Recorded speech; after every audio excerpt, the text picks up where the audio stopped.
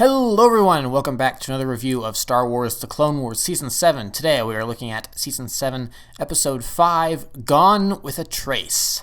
So our girl is back. We are once again following the adventures of Clone Wars Ahsoka Tano. And man, it's we've had her in Rebels. She's shown up in Rebels. There's been other little comics and things here and there where she's popped up. But it's actually been a long, long time since we've seen this, this era of, this era's Ahsoka. And man, it's good to have her back. It's going to be interesting looking on in like a year, 2 years, 3 years, years on down the line when people go through this show for the first time and it's complete, it's done. There's not these 6-year gaps in between seasons. And they watch season 5 and they go, oh man, what happens to Ahsoka? And then they go all through all of season 6 and she never shows up once. Technically speaking, she shows up in the last episode, but she shows up in that vision, and so I don't count that. We don't actually get more story with her until season 7 now. So it's gonna be, man, we had to wait an entire season to find out the rest of her story. That took a while. So. Yeah, it's been a long time, and man, it's good to have her back. This episode has obviously been changed a lot from its original version, but we don't know how much it's been changed because we didn't get the full story reels for this one. I'm under the impression from what Filoni has said is that this story was not fully animated. So I think maybe they had like the first episode done or something like that, but they didn't have the full thing done, which is why we never got story reels of it in the past like we did with Bad Batch or the Utapau Crystal Crisis. So we've seen clips from it, such as when the one, seedy underworld guy comes in and threatens one of the sisters, one of the Marquette sisters, and we had that in the original. We've seen clips of that, except of course it wasn't two sisters; it was just one guy. At least we're under the impression it was one guy. I don't know. There may have been a brother in that version too, but we're not privy to that information. We had that clip, but even then it's been changed up a little bit because in that original clip, Nixo Kami was the guy's name. He's getting beat up by these two thugs. And Ahsoka's bartering with him to stay in the place rent free, and then she'll fight off the goons. So it seems like the way they've changed this episode, that definitely would not have fit. So I see why they changed it. It's like, oh, okay, fair.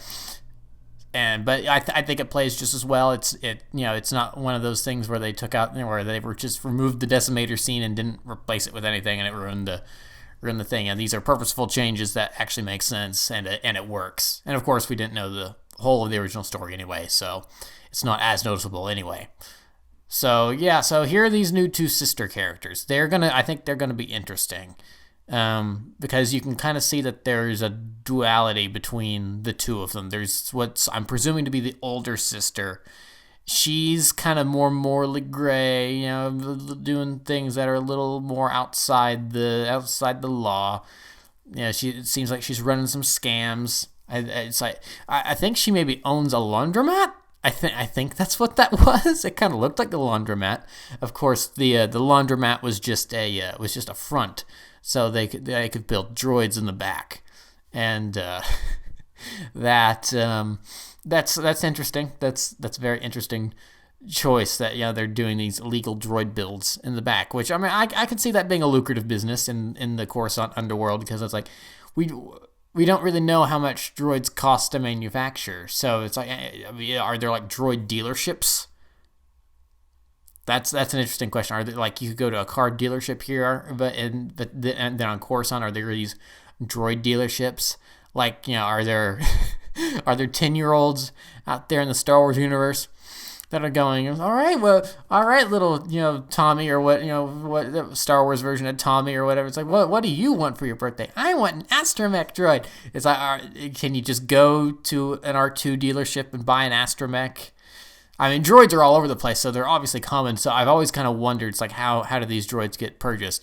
I mean, some droids obviously get bought in bulk, like battle droids. I mean, just think how much like the the Trade Federation obviously manufactures these battle droids in bulk and then lets other corporations and stuff buy them out. It's like, oh yeah, we'll take a legion of battle droids, of MTTs and AATs and stuff for this much. So it's kind of interesting. It's like, so I guess, yeah, this would be a kind of a decent little black market gig to have, to build some cheap droids. And of course, as we see that, building cheap droids not exactly the safest idea, maybe, because this one runs amok. It's interesting. It was a binary load lifter, which sounds pretty familiar, because I'm like 99% certain that's what Uncle Owen was talking about in A New Hope. Talking about needing binary load lifters and to help with the moisture evaporators. So it's interesting to see if this is. I don't think we've seen an official design for these binary load lifters, of course. Yeah. So yeah. Okay. So 3PO mentions the binary load lifters. Talking to Uncle Owen about, and it's like, yeah, binary load lifters is very similar to moisture evaporators. Like, all right, we'll take. So okay, yeah, that was it. But I knew it came from that scene. Anyway, so yeah, it's interesting to see an official design for these binary load lifters, and maybe the Separatists should have been using these binary load lifters instead of battle droids, because yeah, this one on its own just kind of made a mess of things. I know, maybe they're more expensive. So you could have like regular B1s running around, you could have your B2s, and then instead of commando droids, you just send in a binary load lifter to just stomp on clone troopers. Wat Tambor, have you ever thought of that? And hey, Gunray, here's an idea. Use one of these binary load lifters to run through the Republic lines. That could work. So yeah, it was interesting to see that. One thing I found interesting is that at one point in the episode, one of the sisters uses the term moof milker. So it's always interesting whenever a Star Wars thing comes out and then they add a new word to the lexicon of Star Wars phrases and stuff. Like of course Princess Leia uses nerf herder in Empire Strikes Back, and so then that's popped up all over the place. It's like, okay, this is what's a nerf? Obviously you can herd them, so we got to figure out what these things are, and then we can use that as an insult. So Han Solo uses moof milker in The Force Awakens, and then now it's popped up in all three eras. So first it popped up in Rebels. I'm pretty sure Hera said that in regards to Lando Calrissian, which, fair. I could see him being a moof milker, and now it's been used in the Clone Wars era. So it's always interesting to see some of these phrases get used in one place and then end up being spread out throughout the entire saga. So that's an interesting little thing. So this episode, compared to, it was kind of a nice change of pace compared to the last four, because the last four were heavy on action and battle droids running around and stuff, and clone troopers shooting and pew pew pew bang bang and stuff. This one was much slower. It was a little more methodical in its thinking and stuff. It had some nice, and that's not to say that the last four episodes didn't have some of these moments as well, because they did. But there was a nice moment where Ahsoka is just looking up, and you can barely see the light up at top because she's that far down. She's on level 1313. So that would have obviously, the hey, we're on level 1313 quote would have, I think that would have played a little better. Yeah, back when this episode was probably originally supposed to come out probably after the video game would have come out that unfortunately canceled Boba Fett video game. So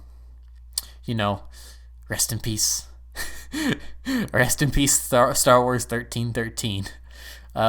We hardly knew ye. But so yeah, that's such a great moment where Ahsoka's looking up, and it's interesting to hear Kevin Kiner bring in the Force theme in different places here.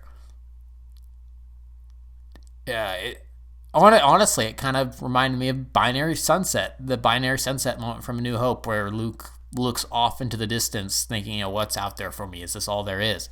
And Ahsoka, she's not exactly wondering the same thing here, but she is lost because she had a purpose, and then the whole thing with Barriss happened, and now she's purposeless. Yeah, she doesn't have a purpose. So it's interesting to see her still trying to do some good. Like that quote she says, where I come from, we help people no matter what, because it's just the right thing to do. It's what we're expected to do, because that's what the Jedi are for. They're peacekeepers. The only reason they're fighting this war is to help try to keep the peace. So and of course one of the sisters did say that they blame the Jedi for starting the war, and they don't, and that the Jedi have forgotten about everyone down below, and that's something you do see throughout the show as a whole. Thinking back to season 2, the finale, Lethal Trackdown, I'm pretty sure is the name of the episode, where Plo Koon and Ahsoka go down into the lower levels looking on information on Aurra Sing and Boba Fett. Where could they have gone with the hostages? Plo Koon plops his lightsaber down on that bar, and the two-faced four-armed bartender goes, "Oh, but a while since we have one of you down here. Aren't you too busy with fighting your war to worry about the likes of us?"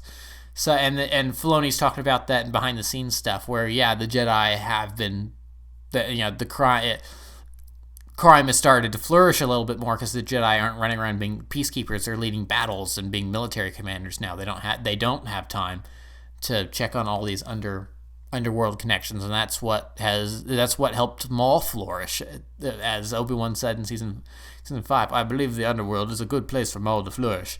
So it's kind of interesting to see all of this stuff wind its way back. That these themes that they had been exploring throughout the show before its cancellation kind of find its way into the finale. So.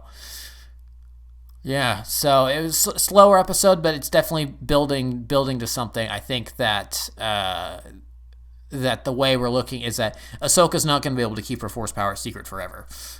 I mean, we saw that in this episode. The little Twi'lek kid recognized that Ahsoka was moving the skid loader thing with her mind. It's like that kid's like, oh wow, that she's using the Force.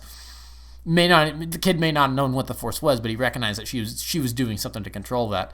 So she kept it out of view of one of the sisters this time, and I'm sure I'll have the names down by next episode. Don't worry. But next couple episodes probably not gonna be the case, especially when they start probably inevitably getting into more trouble, as we've seen from the trailers and stuff, because it looks like they're going to start getting chased by the Pike Syndicate. I'm assuming that we may end up seeing the new leader of the Pikes, since Dooku killed the last one in season 6. So it'll be interesting to see what if the sisters end up coming around, if they start to believe in the Jedi again, or if, I don't know, maybe, because I mean that's the predictable thing, right? It's like, oh, okay, I see what you're setting up here. You're setting this up so that way they end up coming back around and believing in the Jedi again. But considering where we know this is going, I wonder. I think this could be very bold.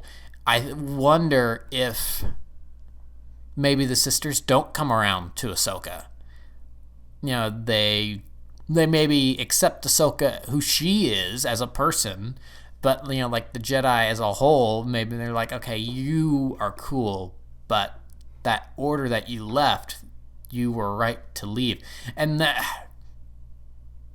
considering one of the last things Anakin has said to her at this point was, you're making a mistake leaving the order, it's going to be interesting to see if the sisters end up reaffirming that for her.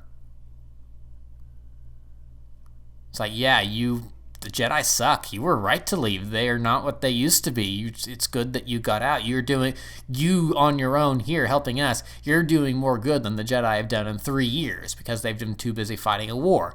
So, I could... Filoni's smart. I could see him definitely taking this in an interesting direction. He hasn't been the writer on any of these episodes, I don't think. I wouldn't be surprised if he ends up writing the Siege of Mandalore, but he hasn't written any of these episodes so far. But I mean, he's, for all intents and purposes, he's not called that, but he is a showrunner. He is the showrunner at this point, because Lucas used to be, but he's not around anymore, obviously.